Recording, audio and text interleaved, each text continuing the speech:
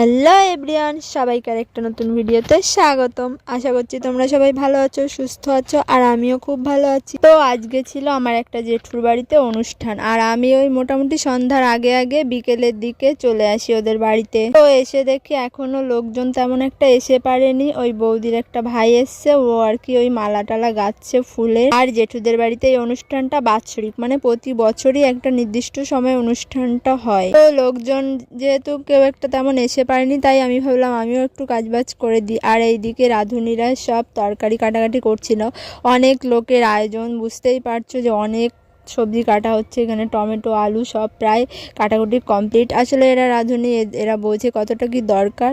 আর এই অনুষ্ঠানে না মানে নেমন্তন্ন সেইভাবে করা হয় না, যার ইচ্ছা সে আসবে। তাই রান্না বান্না অতটা হিসাব করে খুব একটা করা হয় না, মোটামুটি একটা আন্দাজ করা হয় এতজন আসতে পারে, সেই হিসাবেই রান্না বান্না করা হয়। তো অনুষ্ঠান বাড়িতে কিন্তু অন্যরকমই একটা আনন্দ থাকে, সেটা তো তোমরা সবাই কম বেশি জানো আর কি। তো দেখো সন্ধ্যাও প্রায় হয়ে এসছে, আর এইদিকে বৌদি এই যে ঠাকুর ঘর সাজা যাচ্ছে। আর সত্যি বলতে যতটা না রান্না, ততটা তার থেকে অনেক রাঁধুনিরা অনেক বেশি ছিল। এতজন এসছে, আসলে ওরা একটা গ্রুপ, ডাকা হয়েছিল একজনকে বা দুজনকে, কিন্তু ওরা যেহেতু একসঙ্গেই বাড়ি যায়, অনেক দূর থেকে আসে একসঙ্গেই বাড়ি যায়, তাই ওরা সবাই মিলে চলে এসছে যে কাজটা তাড়াতাড়ি সেরে দিয়ে ওরা একসঙ্গে বাড়ি চলে যাবে। আর দেখো রাতও হয়ে গেছে, আর রান্না বান্নাও প্রায় কমপ্লিট সব। আর একটা জিনিস দেখে খুব ভালো লাগছিল, এদের মধ্যে দেখো কোনো রকম কোনো ক্লান্তিবোধ নেই, আর কোনো অলসতা নেই। এরা হাসি খুশি ভাবে সবাই কত এনজয় করছে, আর মন দিয়ে কাজটাও নিজের নিজের করে যাচ্ছে। আর রাতও হয়ে গেছে, আর এইদিকে দেখো ঠাকুর ঘর গোছানো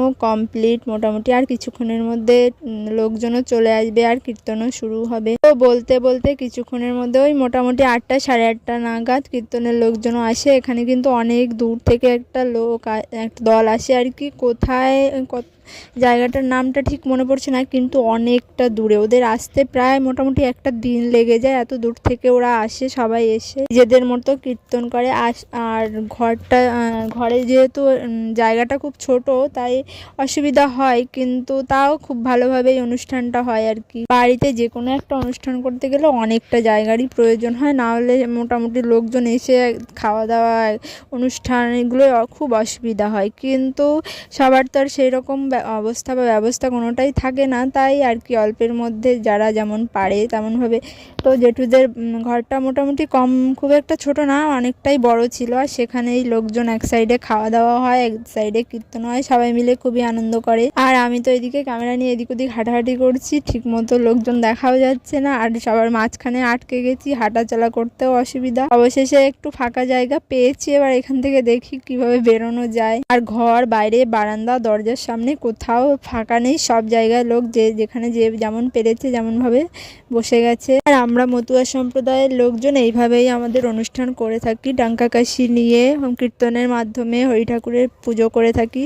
আর তোমরা কে কে এই সম্পর্কে জানো অবশ্যই কমেন্ট করে জানিও, কিন্তু আর কারা কারা এইটার পুজো করো অবশ্যই সেটাও জানিও। আর এটা ছিল পরের দিন, মানে রাতের পরের দিন আর কি, যেটা হয় মানে দুপুরবেলা সবাই খাওয়া দাওয়া করে সেই দূর থেকে আসার দলটাও ওরাও চলে যায়। দেখতে দেখতে বাড়িটাও পুরো ফাঁকা হয়ে যায় সেই আগের মতো। বাড়িতে একটা অনুষ্ঠান হলে আলাদাই একটা মজা লাগে। আর তোমরা যে ভিডিওটা পুরোটা দেখলে তোমাদেরকে অসংখ্য তোমরা যারা পুরো ভিডিওটা দেখলে তোমাদেরকে অনেক ধন্যবাদ। ভালো লাগলে চ্যানেলটাকে সাবস্ক্রাইব করে দিও। আজকের মতো টাটা, সবাই ভালো থেকো, সুস্থ থেকো।